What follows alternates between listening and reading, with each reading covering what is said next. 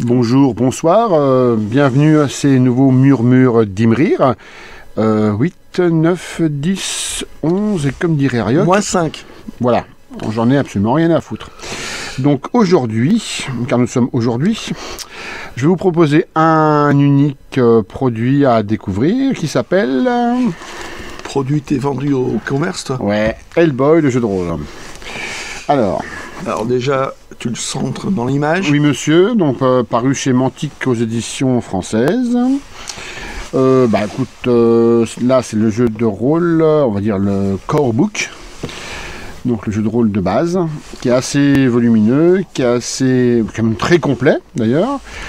Il respecte bien l'univers, alors plus comics, hein. Alors, vraiment comics du Mignola's World versus Pro Hellboy et Pro BPRD.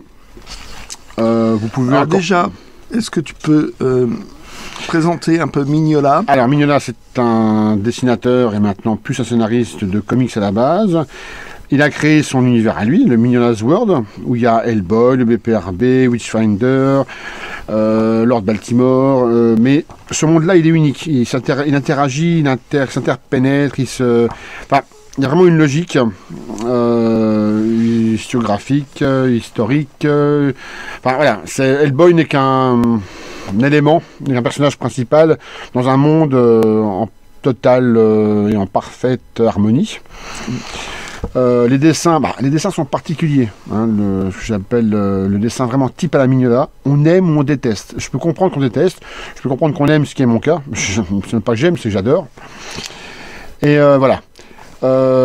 C'est paru chez Mantic. Alors, je l'ai acheté il y a peu de temps. Je montre évidemment la totale, puisque j'ai acheté la totale. J'ai acheté l'écran, où il y a Liz et Eb, il y a Pepper Red. Tu l'appelles Pepper Red? Oui, enfin Red. Il y a Johan, il y a le groupe du... je pense que c'est la Flamme Noire. Ouais, BPRB. Et il y a... Ne tapez pas sur le micro, merci. Non, oui, mais c'est exigu, voilà. L'écran est en 4 parties, il est assez joli, il est assez... Comme diraient certains, chiadé. Je sais, c'est dans la... on s'en fout. C'est à l'envers. C'est à l'envers. Alors, voilà, le cycle du BPRB. Donc bureau de paranormal, recherche et défense. Alors je vous invite, si vraiment vous ne connaissez pas Hellboy Comics, il y a eu 3 films et il y a eu 2 animés. Donc les 3 films se suivent de Guillermo del Toro, le Hellboy et les armées d'or maudite. Et il y a un Hellboy qui est sorti récemment, qui a fait un flop. Pour moi, perso, c'est un des meilleurs. Sachant que les 2 de Guillermo del Toro sont excellents aussi. Et il y a eu 2 animés. Alors il y a Hellboy et les épées de je sais plus quoi dans le Japon, puis un plus sur le côté vampire avec le professeur. Un côté animé. Il y a deux animés d'Hellboy. Ça marche? Ah ouais, marche très bien. Ouais. Ah ouais, ça marche très bien. Ah, même en VF, je trouve que moi ça marche très bien. Alors Hellboy, le système du jeu Hellboy, c'est la 5e édition de Donjons et Dragons. Voilà, ils s'en cachent pas, ils le disent. La 5E, comme ils l'appellent. Perso, j'ai commencé à lire. Bon, création de personnage, si on connaît Donjons et Dragons, surtout la 5e, ça reste du basique, hein, avec les caractéristiques, les compétences qui sont affiliées aux caractéristiques, les niveaux de blessure, la classe d'armure, donc la CA. Il y a des spécificités au jeu, il n'y a pas de souci là-dessus. Voilà, 102 parties. C'est vrai que c'est un peu petit. L'espace est exigu pour le podcast. On est à l'association. Et c'est improvisé. Ouais, c'est improvisé. Donc je pense que pour plus tard, on essaiera d'agrandir l'espace. Ouais. Mais tu étais impatient de montrer ça. Bah oui, tu m'étonnes. Donc moi qui suis un fan inconditionnel, total et radical de Monsieur Mignola. Et comme de toute façon, je peux pas y résister, je suis un consommateur de culture, j'ai acheté les dés. Alors les dés, ils sont assez beaux, ils sont assez chiadés avec le logo du BPRB. Ils sont tout simples, hein, il n'y a pas de souci là-dessus. Mais néanmoins, il y a une bonne prise en main, ils sont légèrement en relief. Et voilà. Suis-je vraiment objectif? Non.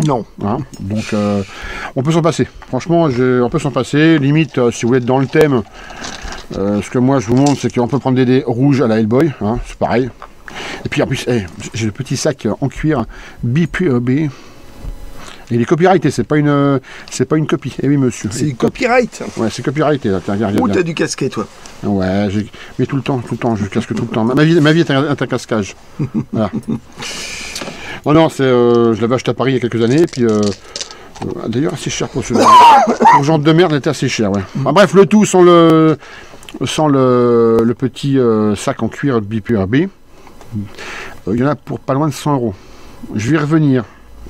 Je suis toujours dans le côté... je critique le prix, mais là, je vais y revenir. Alors, on revient au jeu, avant de critiquer. Bah, ouais, très complet. Comment créer un agent? Ça, comment créer un agent, ils y reviennent. Avec l'historique, on part vraiment de rien. C'est clair et net, ils le disent d'ailleurs. Toute un historique, qui qu'on peut jouer, qui qu'on peut pas jouer, qui c'est, voilà. C'est bizarre. Ils ont oublié des trucs. Moi, je trouve pas. C'est les armures, par exemple. Ça a l'air... Je sais pas. C'est pas intuitif. Il n'y a pas une logique de création, il n'y a pas une logique de livre qui n'est pas intuitif. C'est ça qui est dommage. Après, si on les met du jeu, on en fait ce qu'on en veut. C'est la 5e édition de DD. On en fait ce qu'on en veut. Les compétences, les sous-compétences... Tu joues avec des dés? Avec Dédé et Marcel. Putain. Bref, il est pas comment déconcentrer. Elle jouait pas là, c'est dommage. Ariok. Ah ben c'est moi qui fais le crétin. Voilà. Ça marche bien. Hein. Ouais, voilà.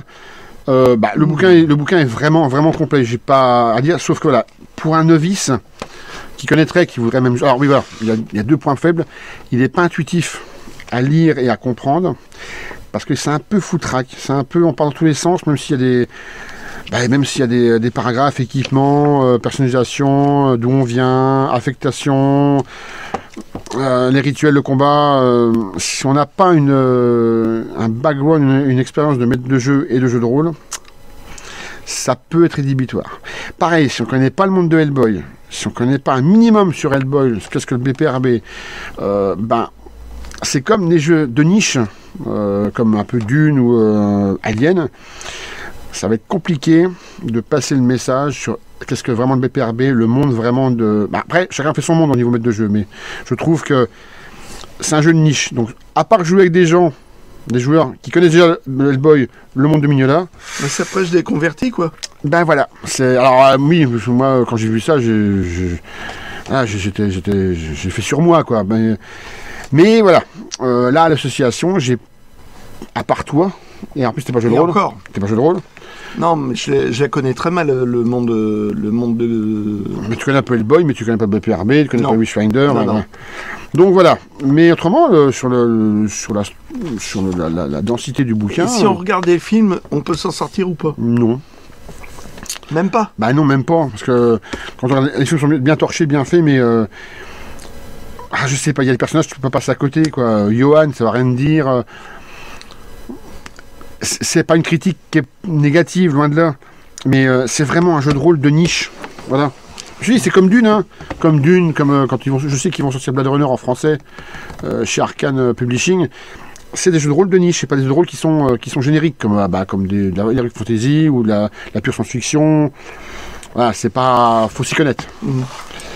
Autrement, voilà, il y a que ça qui est sorti. Je sais qu'il y a un supplément qui s'appelle Hellboy Role Playing Game BPRB Film Manual, qui a environ une centaine de pages. Bon, j'attends de voir s'il sort en français. Ça prochain. Ouais, mais je peux l'avoir en VO, mais bon, si c'est en français, ça serait pas si mal, ça serait moins dur à lire.